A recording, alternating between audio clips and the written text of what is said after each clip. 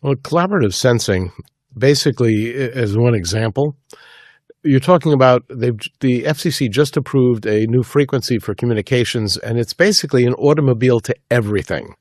Now, why is that important? Well, if you really think about people and transport, it's a collaborative process. Obviously, cars, you don't want them running into one another. But at the same time, they have no means today, literally, to take advantage of that other than hyper-locally, which is a fancy way of saying you have a set of either cameras or radar on your car, and you probably try not to run into the person in front of you. That's not collaborative sensing. What collaborative sensing says, what if we have cameras virtually ubiquitous in a city?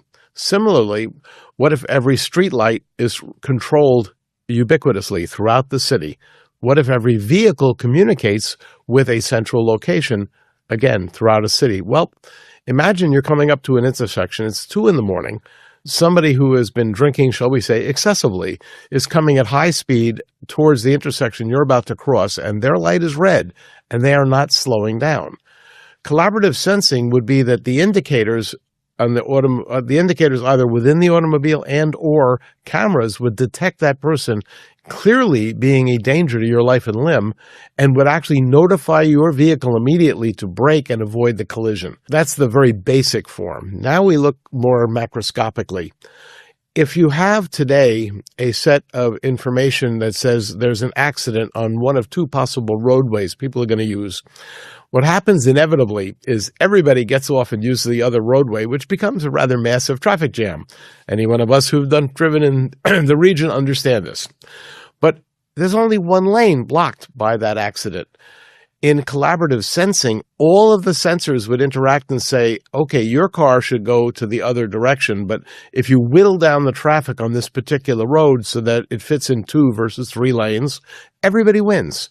The flip side is that is enormously intrusive in terms of where everybody is at all times, what they're doing, where they're going, and it is an ethical dilemma. The flip side is that is enormously intrusive in terms of where everybody is at all times, what they're doing, where they're going, and it is an ethical dilemma.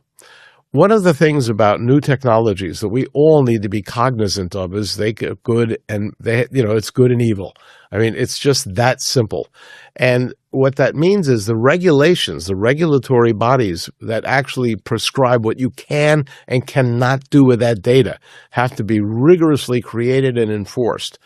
It's not trivial, and I'm not suggesting, and nor do any of us suggest we not do this.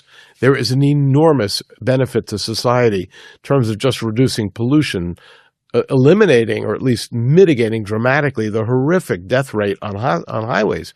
You're talking 25,000, 35,000 people a year killed for no obvious reason other than there was no control on what they were doing that could prevent that.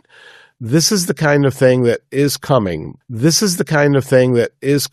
But we have to be extremely careful how we utilize it. That is enormously intrusive in terms of where everybody is at all times, what they're doing, where they're going, and it is an ethical dilemma. And he causeth all, both small and great, rich and poor, free and bond, to receive a mark in their right hand or in their foreheads, and that no man might buy or sell, save he that had the mark, or the name of the beast, or the number of